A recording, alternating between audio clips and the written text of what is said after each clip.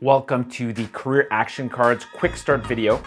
This little deck of cards helps students turn possibilities into progress by helping them choose one clear, achievable step they can take after a career advising meeting, after a career advising workshop. So in the next couple minutes, I'll show you exactly how to use the cards.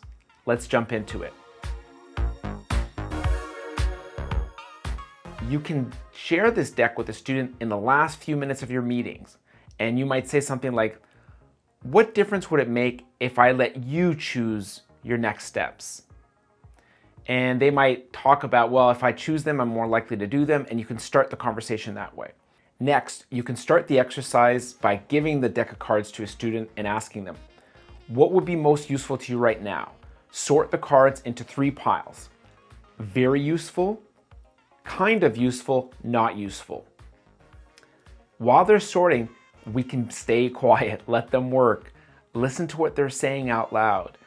Don't interrupt them. This is when little miracles can happen. When students sort the cards, you might hear something that you didn't hear before. You might see something you didn't know before. An honest take on what they're willing to do after your meeting. Once the sort is done, you can ask them, how did it go? And they might have some initial thoughts. And eventually you can ask them to pick their top 3 out of their most useful pile. From there, launch into your coaching discussion. Hey, you picked research companies. What makes you interested in that? Why do you find this one useful? What about this one? Why do you find it not useful?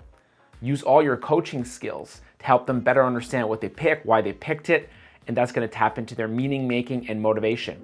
You can also gently prompt them to include an action card that they didn't include initially because you might see it as very valuable.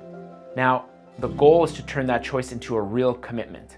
This is where implementation intentions matter. You can simply ask them, okay, which one will you do first? When will you do it? On Thursday? At what time? 10 a.m.?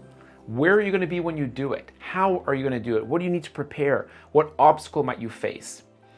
For example, a student might say, well, I'm going to do this Thursday afternoon from 2 to 4. I'm going to go to the library. I'm going to work on building my skill of coding. And that's it. You created a special ending to your meeting where you empower the student to create their own assignments through the career action cards. What difference will this make for your practice? Will this make students more likely to come back to see you?